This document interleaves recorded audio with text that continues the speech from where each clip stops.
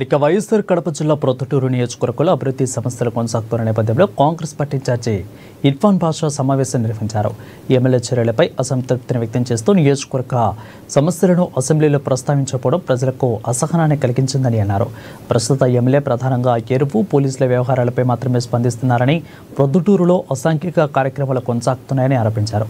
అయితే ప్రభుత్వం ఏర్పడి 16 నెలలు పూర్తవుతున్నప్పటికీ పరిస్థితులు మారలేదని ప్రజలు విమర్శిస్తున్నారని ఇర్ఫాన్ బాషా తెలిపారు. ఎమ్మెల్యే ప్రజల సమస్యలను వినడం, ప్రభుత్వాన్ని నిలదీసి అభివృద్ధి కార్యక్రమాలను ముందుకు తీసుకెళ్లడం, అసాంఘిక కార్యకలాపాలను అరికట్టడం ముఖ్యమని డిమాండ్ చేశారు.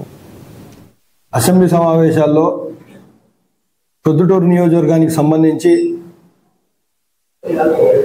అభివృద్ధి పనులు కానీ, అలాగే ప్రొద్దుటూరులో ఉండబడిన సమస్యల మీద కానీ ఏదన్నా మాట్లాడి దాని పరిష్కార మార్గాలు ఏమన్నా వెతుకుతారేమో అని చెప్పి అందరు ఆశించారు.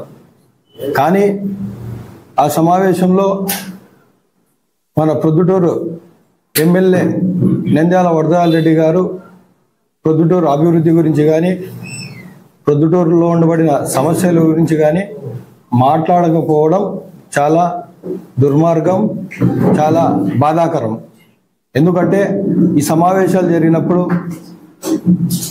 శాసనసభ్యులందరూ, ఎమ్మెల్యేలందరూ వారి వారి నియోజకవర్గాల్లో ఉండబడిన సమస్యలు, అలాగే అభివృద్ధి పనులకు వాళ్ళు చెప్పుకోవాల్సిన అవసరం ఉంది, ప్రభుత్వ దృష్టికి తీసుకెళ్లాల్సిన అవసరం ఉంది.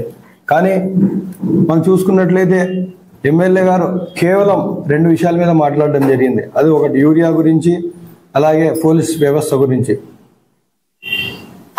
యూరియా గురించి మంచిదే, చాలా సంతోషం, మీరు ఈరోజు మాట్లాడినారు. కానీ సెప్టెంబర్ మొదటి వారంలోనే దాదాపుగా 4 రోజులు అవుతుంది. అప్పుడే కాంగ్రెస్ పార్టీ తరఫు నుంచి మేము మాట్లాడి ఎరువుల సమస్యలు ఉన్నాయి, యూరియా అందట్లేదు, ప్రభుత్వం చర్యలు తీసుకోవాలని చెప్పి కాంగ్రెస్ పార్టీ ఆ రోజే మాట్లాడడం జరిగింది. ఈరోజు మీరు అసెంబ్లీలో మాట్లాడినారు, ఇప్పటికైనా మాట్లాడినారు, సంతోషం. అలాగే రెండో విషయం చూసుకున్నట్లయితే డిఎస్పి గురించి మాట్లాడినారు. అంటే మీరు ఇన్ని రోజులు